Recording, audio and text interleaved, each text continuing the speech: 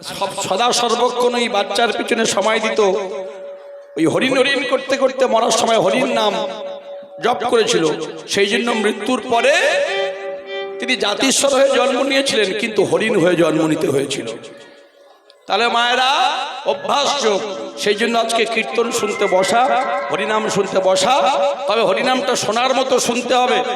হরিনাম কথা দিয়ে শোনে মায়েরা, কীর্তনটা কথা দিয়ে। মায়েরা বলবে কানে, আমি বলবো কানে নয় প্রাণে। শুনবো কানে, চলে যাবে প্রাণে। লক্ষ্য ঠিক রাখতে হবে। শিশুর লক্ষ্য দেখি মাতৃস্তনপান, আর মাতালের লক্ষ্য দেখি মদিরার সন্ধান। বানরের লক্ষ্য দেখি ফলের বাগান, আর শকুনির লক্ষ্য দেখি ভাগাড়ের সন্ধান। সতীর লক্ষ্য সদাই পূজে স্বামীর চরণ দুখানি, আর অসতীর লক্ষ্য সদাই কিসে পরের মন হরি।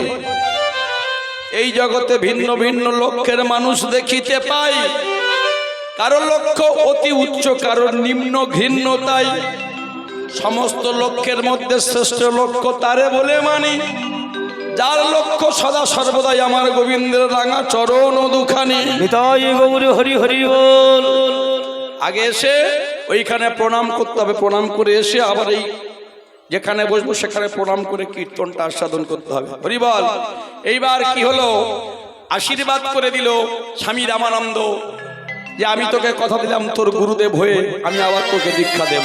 মায়েরা নতুন দেহে নতুন কোলে বলে জন্ম নিল কোথায়? ওই বারাণসী রাজপথের পাশে। বাবার নাম রামুদাস আর মায়ের নাম প্রভাবতী দেবী, তাদের গর্ভে। আর স্বামী রামানন্দ কি করলেন? ওই ভগবানের মন্দিরের দরজা বন্ধ করে দিয়ে ওই বারাণসীর সেই মন্দির থেকে 8.5 ক্রোশ দূরে গিয়ে একটা পর্ণকুটির নির্মাণ করে ভগবানের ভজন সাধন করলেন। ভক্তকে তো অভিমান হলো ভক্তের, না? হরি বল। ও হেন কালে জনমিল ভক্ত প্রাণধর, হেন কালে জনমিল ভক্ত প্রাণধর, ভক্ত প্রাণধর জনম নিল রে জনম। হরি হরি হরি বল।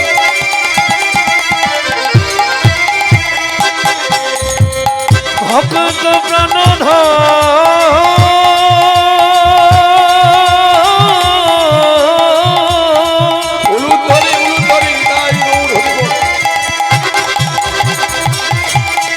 কলে জন্ম নিল রে,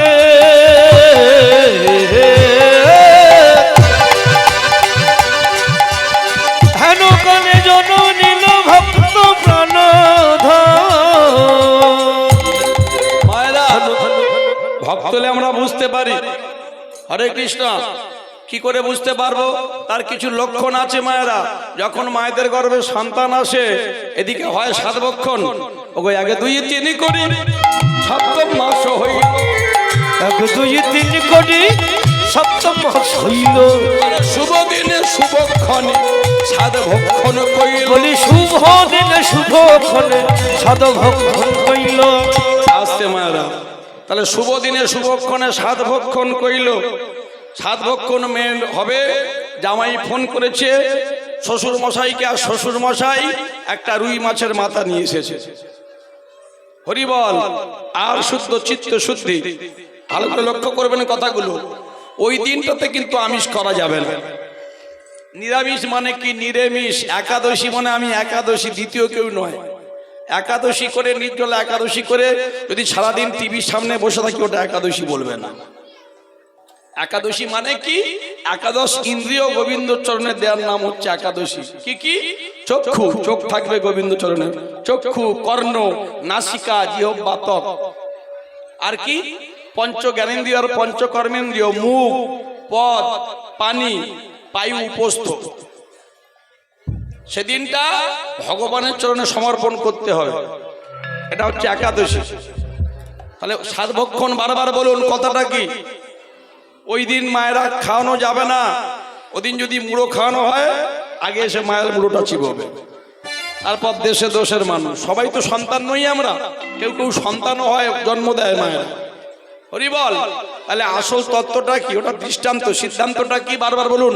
7 ভক্ষণ, 7 ভক্ষণ, 7 ভক্ষণ, 7 সাধনার সারবস্তু।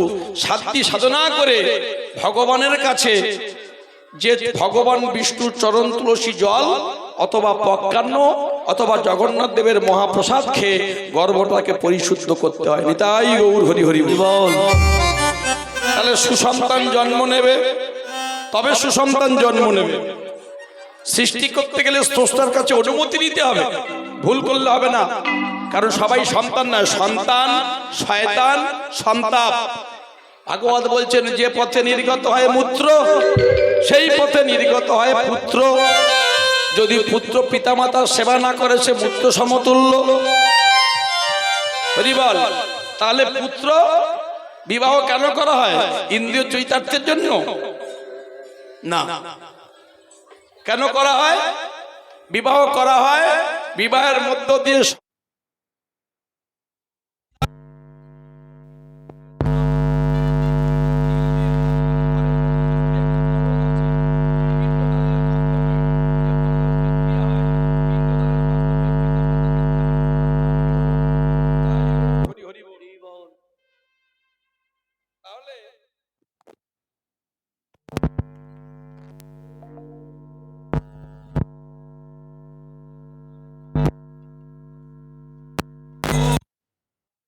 নয় করি দশম হাসি হইল, শুভ দিনে শুভক্ষণ পুত্র জন্মিল। হরি হরি বলি শুভ দিনে শুভক্ষণে পুত্র জন্ম হইল। বলি আনন্দ আর ধরে না রে, বলি আনন্দ আর ধরে না রে, প্রতিবেশীর মনে বলি আনন্দ আর ধরে না রে, উলুধ্বনি কর সব, বলি আনন্দ আর ধরে না রে, শব্দধ্বনি কর সব, বলি আনন্দ আর ধরে না রে, হরি হরি হরি বলি আনন্দ আর ধরে না রে, হরি হরি হরি বলে আনন্দ আর ধরে না রে, হরি হরি হরি বলি বলে আনন্দ আর ধরে না রে, আনন্দ আর ধরে না রে। আনন্দ ধরে না রে।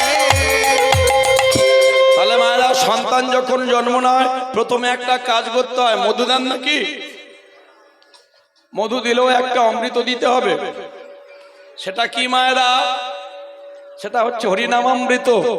এটা বাবাদের খুব এই জায়গাটায় দরকার। কি দেবেন? হরিনামামৃত। এবার রামুদাস কি করলেন? ওই ছোট্ট শিশুটার কানে গিয়ে নাম শোনালেন।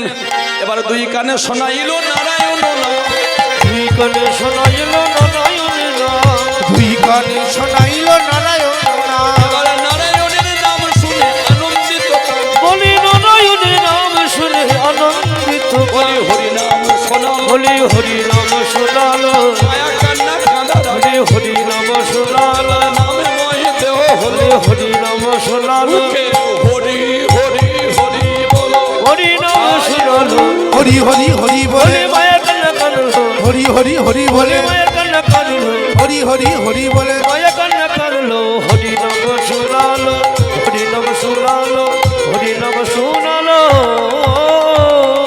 আর একটা কাজ আছে। কি কাজ মায়েরা? ছোট্ট একটা কাজ। সেটা কি? নাম আমরা রাখতে পারবো না। এখন পাপাই লালটু বল্টু সল্টু নাম নয়, সারা জীবন ডাকাতি করলো, কিন্তু ছেলেরা একটা নাম রেখেছিল যার নাম নারায়ণ।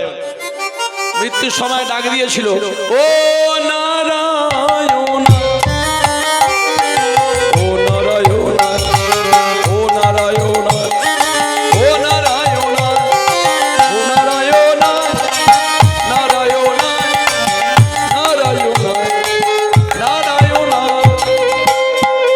তাহলে এমন একটা ভক্ত নাম রাখতে হবে, এমন একটা সুন্দর নাম রাখতে হবে যেন আপনি প্রতিদিন 10 বার যদি ছেলের নাম ধরে ডাকেন, মেয়ের নাম ধরে ডাকেন, আপনার বাড়িতে শুভ শক্তির বিকাশ হবে, নেগেটিভ শক্তি আসবে না।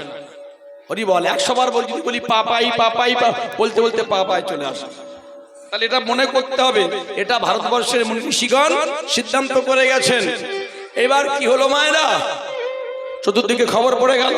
এবার ব্রাহ্মণ বৈষ্ণবাসী বেদ ধ্বনি করে, হলো বৈষ্ণবাসী বেদ ধ্বনি করে, বিচার করিয়া নাম রুইদাস রাখে, বলি বিচার করিয়া নাম রাখে রুইদাস, আবার বিচার করিয়া নামে রাখে রুই দাসে বলি বিচার করিয়া নাম রাখে রুইদাস, বলি ধন্য হলো বলি ধন্য হলো গো, ধরণীর ধারা তো, বলি ধন্য হলো গো, হরি হরি হরি বলি ধন্য হলো গো, হরি হরি হরি বলি বলে ধন্য হলো গো হরি হরি হরি হরি বলে ধন্য হলো গো হরি হরি হরি বলে হরি ধন্য হলো গো হলো গো ধন্য হলো গো। মায়েরা, ছেলে তো জন্ম নিয়েছে আর জন্ম নিয়ে চিৎকার করে শুধু কাঁদে। রামুদাস চিন্তা করলেন ছেলে যখন এত কাঁদে তাহলে কি করা যাবে। কানের কাছে যখন ভগবানের নাম করে তখন শান্ত হয়ে যায়। কেউ কেউ বলল ভূতে পেয়েছে, পিছাসে পেয়েছে। তাহলে একটা কাজ করো, কি করবে? সেই বারাণসী ধামের যে মন্দির থেকে 8.5 কোষ দূরে একজন ত্রিকালজ্ঞ সন্ন্যাসী আছেন যার নাম স্বামী রামানন্দ। তুমি একবার তার কাছে গিয়ে জেনে আসো। রামুদাস চললেন সেই সাধুর কাছে, আর সাধুর কাছে গিয়ে বললেন, ওগো ওগো স্বামী রামানন্দ, আমরা যে বড় ছোট জাত, অস্পৃশ্য, কিন্তু আজকে একটা আমার ছেলে হয়েছে। এই 3 দিন হলো তার কানের কাছে ভগবান রামচন্দ্রের নাম করলে, হরিনাম করলে শান্ত হয়ে যায়, কিন্তু নাম বন্ধ করলে আবার চিৎকার করে ক্রন্দন সরি করে। স্বামী রামানন্দ বলল, দেখি তো, একটু জল নিয়ে আয়। আচমন করে বসলেন ধ্যানে, আর ধ্যানের সঙ্গে সঙ্গে জানতে পারলেন, এখিরে ওরে রামুদাস, তুই যে বড় ভাগ্যবান, তোর ভাগ্য বড় প্রসন্ন। অনেক তপস্যা করলে তবে ভালো ছেলে পাওয়া যায়।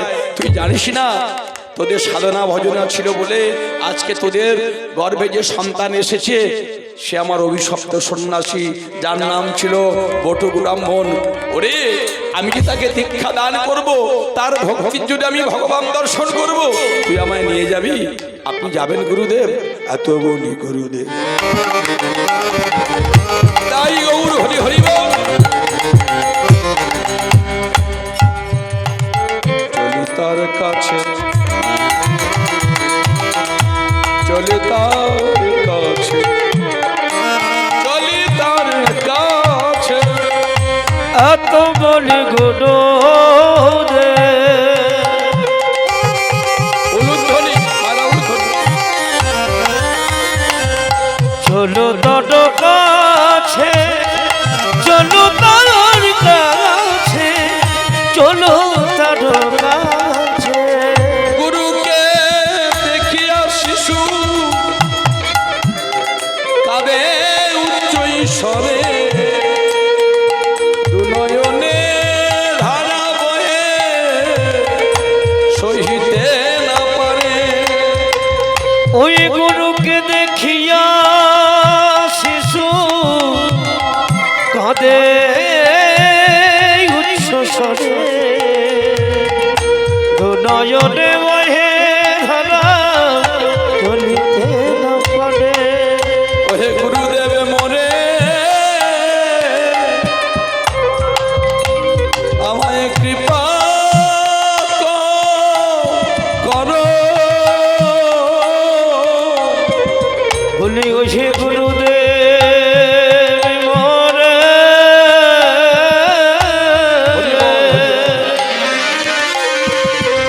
মোরে কৃপা করো।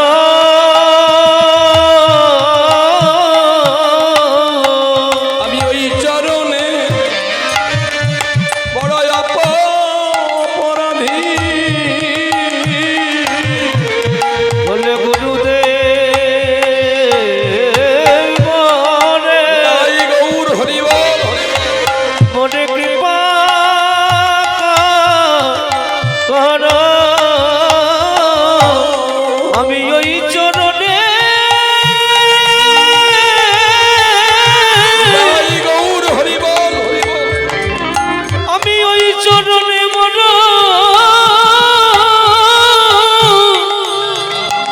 বড় অপরাধী।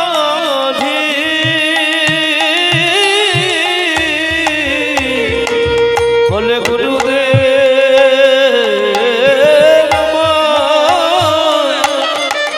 আমার কৃপা কৃপা করো।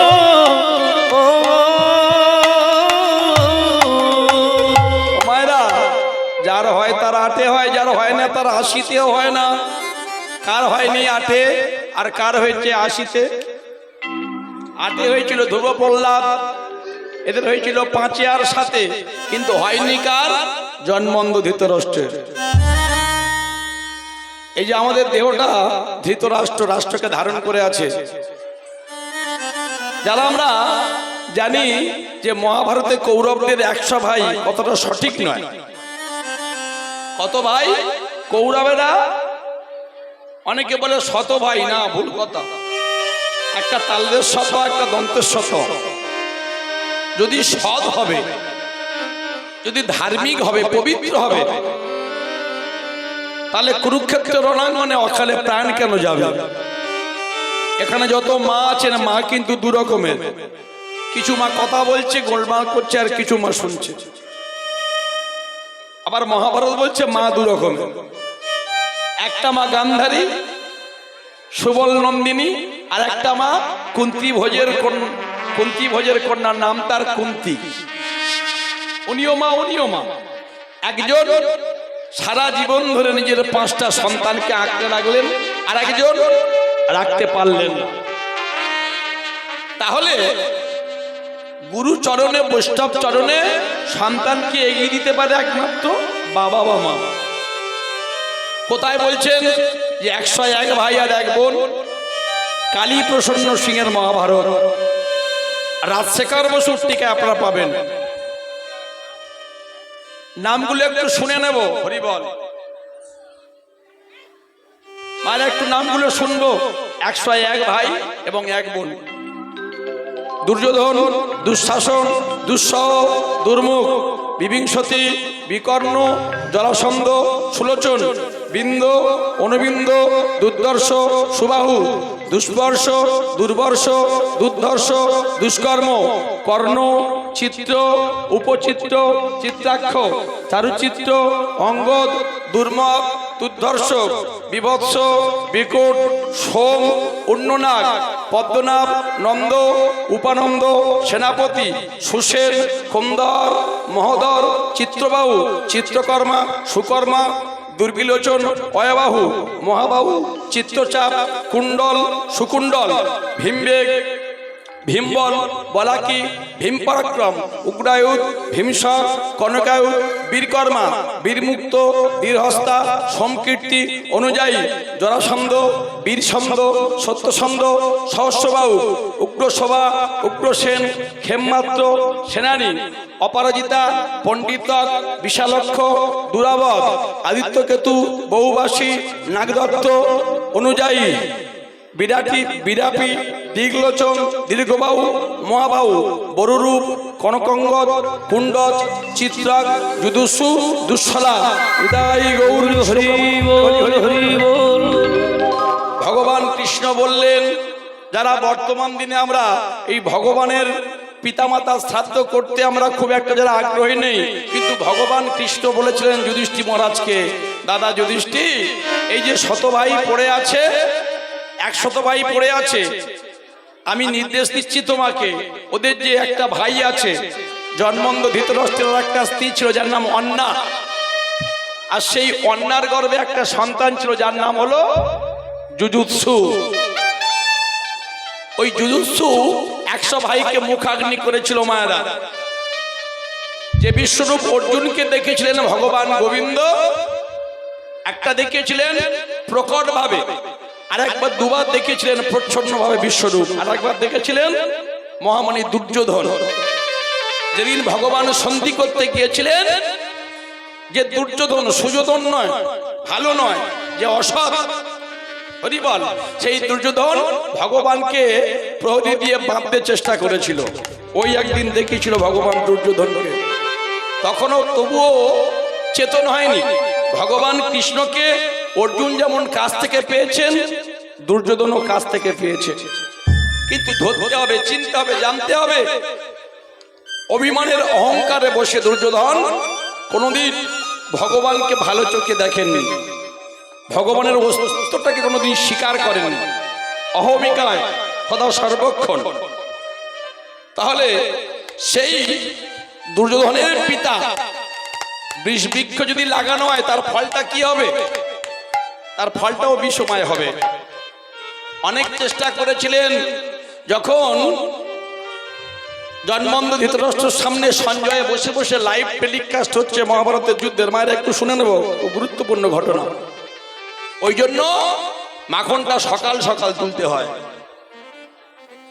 যখন সঞ্জয় বলছে মহারাজ যুদ্ধ তো প্রায় শেষের পথে, যত বড় বড় রথী মহারথী এক এক করে সবাই ভূতলে পতিত হলো, ওই তো দ্বিতীয় পাণ্ডব ভীম দেখতে পাচ্ছি 80 লক্ষ মণ গদা নিয়ে তোমার জ্যেষ্ঠ পুত্র দুর্যোধনের দিকে উদ্দেশ্য সাহসে ছুটে চলেছে। ওই তো দেখতে পেলাম তোমার দ্বিতীয় পুত্র দুঃশাসনের বক্ষ ছিঁড়ে রক্ত পান করছে, প্রতিজ্ঞা ছিল ক্ষত্রিয়ের। এই কথাগুলো যখন শুনছে জন্মন্ধ ধৃতরাষ্ট্র টকবক করে রক্তে ফুটছে। ভীমের গায়ে ছিল মায়েরা সহস্র হাতির শক্তি, সহস্র হাতির বল, আর জন্মন্ধ ধৃতরাষ্ট্রের গায়ে ছিল 10,000 হাতির বল, 10 সহস্র হস্তির বল। মনে মনে চিন্তা করলো যদুপতি ভগবান শ্রীকৃষ্ণ কতদিন তোমাদেরকে রক্ষা করবে? তোমরা বনবাসী হয়েছিলে, তোমাদেরকে ইন্দ্রপ্রস্থ বানিয়ে দিল, তোমাদেরকে আবার হস্তিনাপুরে ফিরিয়ে নিয়ে এলো। তবে শেষ খেলাটা আমি খেলবো। মহাভারতের যুদ্ধে যখন সমস্ত সৈন্যগণ মারা পড়ে গেল, সবার মুখাগ্নি করার পরে ভগবান কৃষ্ণ বলছেন, দাদা যুধিষ্ঠির, ভীম, অর্জুন, নকুল, সহদেব, তোমরা 5 ভাই, তোমরা 5 ভাই গিয়ে তোমার জ্যাঠামশাই আর জেঠিমার কাছে ক্ষমা চেয়ে নাও। ধর্মপুত্র যুধিষ্ঠির, যার অন্তরটা ধার্মিক, হাউ করে কাঁদতে কাঁদতে কৃষ্ণের চরণে পড়ল। কৃষ্ণ, ভগবান কৃষ্ণ বলল, আমার চরণে পড়ে কোনো লাভ নেই। যাদের কাছে অন্যায় করেছো, যাদের কাছে যার পুত্র সন্তানদেরকে হত্যা করেছো, তুমি রাজা, তাদের কাছে গিয়ে ক্ষমা চেয়ে নাও, খানিকটা হলেও তারা সান্ত্বনা পাবে। যুধিষ্ঠির 4 ভাই পঞ্চ পাণ্ডব মিলে যখন গিয়ে প্রণাম করেছেন, জ্যাঠাইমা গান্ধারীকে প্রণাম করেছেন, জন্মন্ধ ধৃতরাষ্ট্র করে হাউ হাউ করে কেঁদে ফেলেছেন মাতা গান্ধারী। ধর্মপুত্র যুধিষ্ঠির বলছে, জ্যাঠাইমা বিশ্বাস করো, ওদেরকে মেরে ফেলার ইচ্ছা আমার ছিল না। যুদ্ধের যে নীতি আমি চেয়েছিলাম ওদেরকে বাঁচিয়ে রাখতে, কিন্তু দুর্যোধন শেষ পর্যন্ত আমার কথা শোনেনি। অতি কষ্টে হয় আত্মার উন্নতি, একটুখানি অযত্নে হয় আত্মার অবনতি। ও কোনোদিন আমার কথা শোনেনি। এবার দ্বিতীয় পাণ্ডব ভীম যখন গান্ধারীকে প্রণাম করেছেন, জ্যাঠাইমা হাউ হাউ করে কাঁদছেন মাতা গান্ধারী, এগিয়ে চলেছেন জন্মন্ধ ধৃতরাষ্ট্রের দিকে। ধৃতরাষ্ট্র বারবার বলছে, কোথায় ভীম, কোথায় গেল ভীম, ভীম কোথায় গেল ভীম? পরিকল্পনা ছিল আমার গায়ে যে 10,000 হস্তির বল আছে, যতই ওরাই মহাভারতের যুদ্ধে জয় লাভ করুক, শেষ জয়টা আমি দেখব। ভীম যেমন আমার পুত্রের বক্ষ চিরে রক্ত পান করেছে, আমার জ্যেষ্ঠ পুত্র দুর্যোধনকে অন্যায় ভাবে গদা যুদ্ধ করে উরুভঙ্গ করেছে, ওই ভীমকে যদি কোনোদিন কাছে পাই আমি ওকে চূর্ণ বিচূর্ণ করে ফেলব। কিন্তু রাখে হরি মারে কে, আর মারে হরি রাখে কে? অন্তর্যামী ভগবান গোবিন্দ জানতেন যে জন্মন্ধ ধৃতরাষ্ট্র তার ভিতরটাও অন্ধ, সে যেমন বাইরে অন্ধ তেমনি তেমন করে জ্ঞান অন্ধ। যেই ভীম যেতে গেছিল সঙ্গে সঙ্গে ভগবান বাধা দিয়ে বলছে, ভীম দাদা তুমি সরে যাও। পাঠিয়েছেন অর্জুনকে, অর্জুন গিয়ে প্রণাম করেছেন, মাথায় হাত বুলিয়ে গায়ে হাত বুলিয়ে বলছে, কে রে আমার ভীমেলি, ভীমেলি? না না, এ তো ভীম নয়। ভগবান পাঠিয়েছেন এবার নকুলকে, আবার বলছে ভীমেলি, ভীম তো নয়, ভীম কোথায় গেল? ভগবান ভীমকে দান করিয়ে রেখে দিয়েছেন। সহদেব গেল, প্রণাম করলো। জন্মন্ধ ধৃতরাষ্ট্র ভিতরটা আগুনের মতো জ্বলছে, ভীমকে আমি বিনাশ করব। আর ভগবান মনে মনে চিন্তা করলেন, জগৎ সংসারে আমি যাকে রক্ষা করি তাকে মারার ক্ষমতা জগতে আজও পর্যন্ত কারোর হয়নি, আর হবে না। বারবার বলছে ভীম কোথায় গেল? এইবার ভীম বলছে আমি তাহলে এগিয়ে যাই। ভগবান বলল, খবরদার ভীম দাদা, তুমি নিজেকে বড় অহংকারী মনে করো? তোমার গায়ে সে বল নাই যে তুমি জন্মন্ধ ধৃতরাষ্ট্রকে আলিঙ্গন করলে তুমি তার ক্ষমতাকে প্রতিহত করতে পারবে। বারবার বলছে ভীম কোথায়, ভীম কোথায়, ভীম কোথায়। আর ভগবান কৃপা করে আগে থেকে একটা লোহার ভীম তৈরি করে রেখে দিয়েছিলেন। হৃদয় গৌর হরি হরি হরি হরি বল।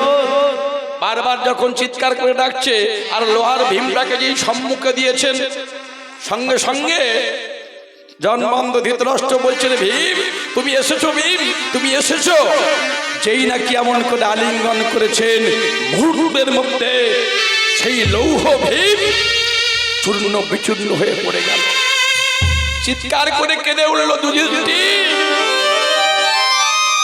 হায় হায় আমি এ কি করলাম, আমি যে অন্যায় করলাম, আমি যে অপরাধ করলাম। না না, ধর্মযুদ্ধরা জয়লাভ করেছে, কিন্তু আমি এ কি করে বসলাম।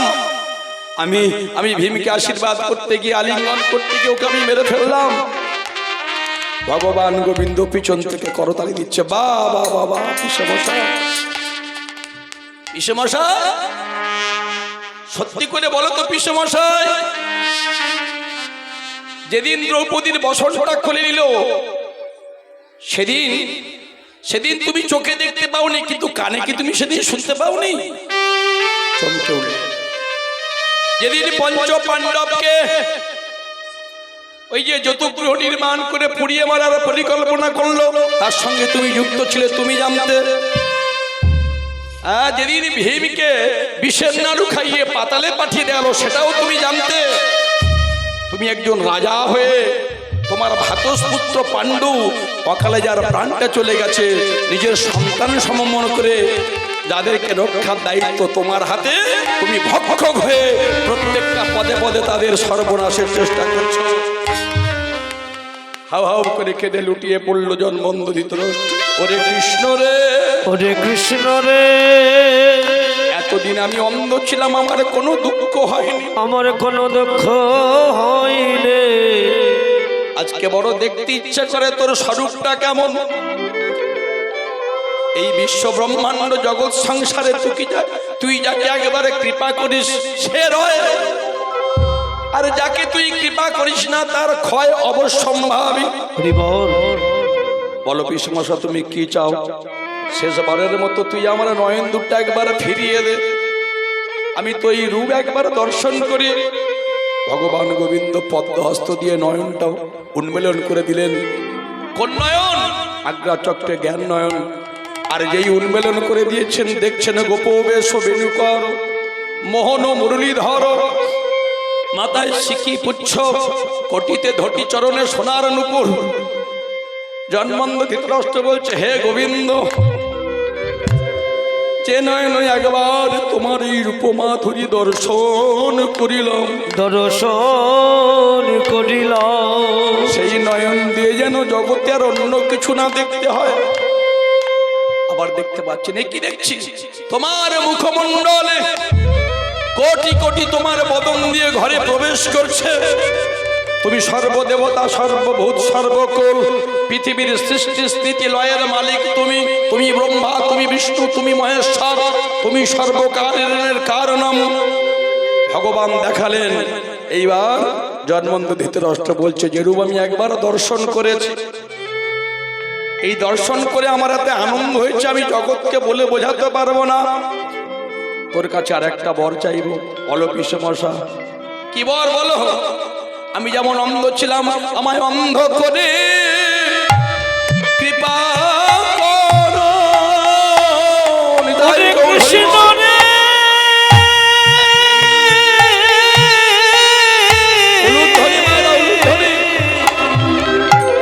আমায় অন্ধ